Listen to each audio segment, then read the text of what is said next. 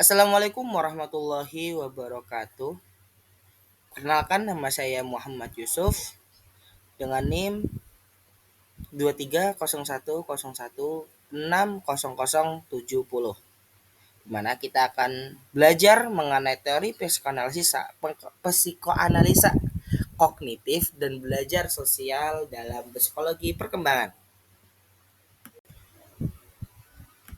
Yang pertama kita akan belajar mengenai teori psikoanalisa menurut Sigmund Freud. Freud menekankan peran dorongan bawah alam sadar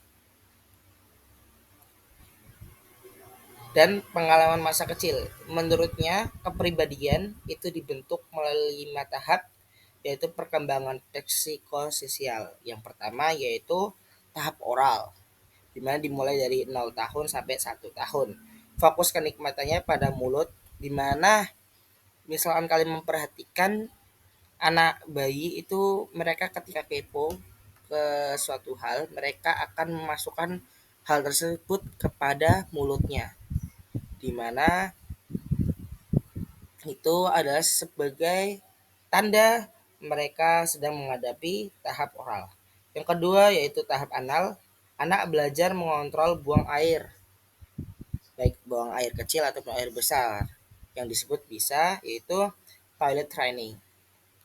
Yang ketiga yaitu tahap falik, dimulai dari umur 3 tahun sampai 6 tahun, di mana anak mulai sadar akan perbedaan jenis kelamin, muncul Oedipus kompleks and Electra kompleks.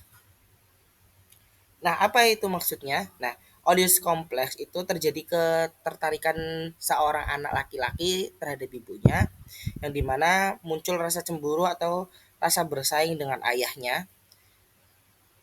Tapi kalau Electra kompleks itu terjadi kepada anak perempuan, di mana ada rasa ketertarikan kepada ayahnya, yang kadang kita bisa sebut first love anak perempuan itu adalah ayahnya.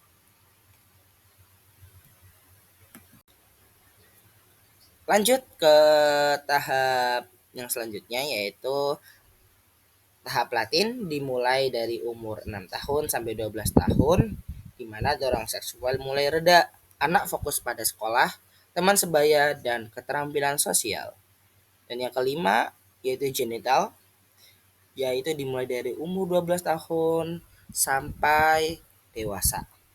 Dorang seksual muncul kembali secara matang, individu mulai mencari hubungan yang sehat dan seimbang. Periode ini berlanjut ke masa dewasa awal, yaitu 18 tahun sampai 40 tahun, di mana individu mulai menjalin hubungan intim atau mencari kestabilan emosi. Lalu ke dewasa akhir 40 tahun ke atas, di mana fokus pada refleksi hidup dan kontribusi sosial. Nah, yang selanjutnya yaitu adalah teori kognitif. Nah, menurut Jean Piaget, perkembangan kognitif anak terjadi melalui 4 tahap utama yang menunjukkan peningkatan cara berpikir dan memahami dunia. Setiap tahap menggambarkan proses belajar anak dari pengalamannya menuju kemampuan berpikir logis dan abstrak seiring bertambahnya usia. Nah, yang pertama yaitu adalah sensori motor, yang dimana mulai dari 0 sampai 2 tahun, bayi memahami dunia melewati gerakan ataupun panca indera. Misalkan dia tahu akan yang bersama dia adalah ibunya, itu contohnya dia menggunakan panca indera hidung, di mana mencium baunya ataupun cara menggendongnya, ataupun dari pendengarannya, yaitu bagaimana nada orang tuanya yang diucapkan itu apa gitu. Yang selanjutnya yaitu praoperasional, di mana ini dimulai di tahun 2 sampai 7 tahun. Anak mulai berpikir simbolik. Nah, misalkan ya, anak digambar ini, kalian perhatikan kalau anak-anak misalkan dikasih clue kayak gini, hewan apa yang besar? Nah, hewan besar itu adalah gajah. Misalkan kalau hewan yang lain, hewan apa yang lehernya panjang? Nah, itu mesti mereka akan menjawab jerapah. Nah, mereka juga masih egosentris. Itu artinya hanya melihat dari sudut pandangnya sendiri. Mereka hanya memikirkan dari apa yang menurut mereka benar. Belum bisa berpikir logis atau memahami sebab akibat kompleks. Yang selanjutnya yaitu operasional konkret, di mana mulai dari 7 sampai 11 tahun anak sudah bisa berpikir logis, tapi sudah mulai memahami konsep sebab akibat, klasifikasi, dan konservasi. Misalkan gini, perbandingan antara gula 1 kilo dengan kerupuk 1 kilo itu lebih besar mana? Kalau lebih berat mana? Kalau dia sudah operasional konkret, itu normalnya mereka akan menjawab sama saja. Tetapi kalau yang misalkan mereka hanya melihat dari sudut pandangnya, misalkan mereka menjawab kerupuk karena mereka melihat itu karena lebih besar daripada gula 1 kilo, itu berarti masih di tahap pra operasional. Nah, yang selanjutnya itu operasional formal, di mana dimulai dari 11 tahun ke atas, remaja awal atau remaja awal hingga dewasa. Remaja mulai berpikir abstrak, hipotesis, dan sistematis hingga sampai 40 tahun. Nah, maksudnya itu remaja mulai berpikir abstrak, hipotesis, sistematis. Sudah bisa merencanakan masa depan, mempertimbangkan banyak kemungkinan, kemampuan berpikir, dan itu terus berkembang ya. Nah, Piaget menegaskan bahwa proses berpikir berkembang melalui dua mekanisme utama. Yang pertama, asimilasi, yaitu menggabungkan pengalaman baru ke skema lama, dan selanjutnya yaitu akomodasi, menyesuaikan skema lama agar sesuai dengan pengalaman baru.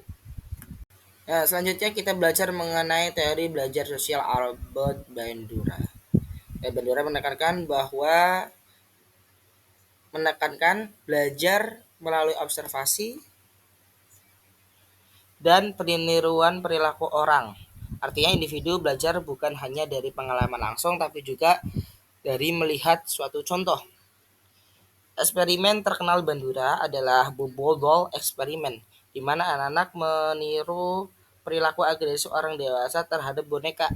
Hal ini menunjukkan bahwa anak-anak belajar melalui model atau figur panutan seperti orang tua, guru, ataupun tokoh publik. Nah, misalkan mereka kayak menggambarkan misalkan idolanya mereka, mereka akan mencontoh idola-idolanya gitulah. Nah, kalau tahap perkembangannya. Yang pertama anak awal 2 sampai 7 tahun. Itu menurut perilaku dasar seperti bicara, sopan santun, atau emosi. Yang selanjutnya yaitu anak akhir 7 sampai 12 tahun mulai memahami nilai sosial, bekerja sama, dan meniru perilaku kelompok teman. Yang selanjutnya remaja awal 12 tahun sampai 15 tahun mencari identitas diri dan meniru figur yang dikagumi. Nah, mulai membentuk karakter di mana mereka juga lihat figur favoritnya ataupun orang yang mungkin menjadi idolanya. Yang selanjutnya itu remaja akhir 16 tahun sampai 18 tahun. Mulai mampu memilih perilaku yang sesuai dengan nilai dan norma pribadi. Yang selanjutnya itu dewasa awal 18 tahun sampai 40 tahun. Belajar dari pengalaman sosial nyata, mengembangkan hubungan, dan mengasah kemampuan adaptasi dalam masyarakat. Dimana kan mulai dewasa awal itu mulai dengan kehidupan yang mungkin lebih nyata daripada kehidupan yang mungkin masih sekolah ataupun masih dalam tahap belajar, dimana mereka langsung menggunakan apa yang menurut mereka itu belum mereka lalui di tahap sebelum-sebelumnya. Dan yang selanjutnya yaitu dewasa akhir menjadi panutan bagi generasi muda dan memberikan teladan pembelajaran sosial melalui pengalaman hidup. Misalkan kalau di dewasa akhir ya, dewasa akhir itu mereka menjadi kayak memberikan nasihat kepada anak-anak mungkin karena mereka lah lebih tahu akan pengalaman hidupnya, di mana berbagi informasi, berbagi pengalaman agar generasi selanjutnya itu lebih baik dan lebih bagus. Ya, konsep penting Bandura meliputi dari modeling, proses meniru produk lokal lain. Selanjutnya, reinforcement, penggunaan positif atau negatif yang mempengaruhi apakah perilaku akan diulangi. Yang selanjutnya yaitu efficiency. Self efficacy, keyakinan individu bahwa ia mampu melakukan suatu tindakan dengan baik. Jadi, berskala analisisa menekankan peran bahwa sadar dan pengalaman masa kecil atau teori kognitif mengerti perkembangan berpikir seiring usia dari anak hingga dewasa. Sedangkan dari belajar sosial menekankan peran lingkungan dan peniruan dalam pembentukan perilaku sepanjang rentang kehidupan, ya. Oke, terima kasih. Sampai di sini bersama saya Muhammad Yusuf. Assalamualaikum warahmatullahi wabarakatuh. Bila ada salah, mohon maaf. See you.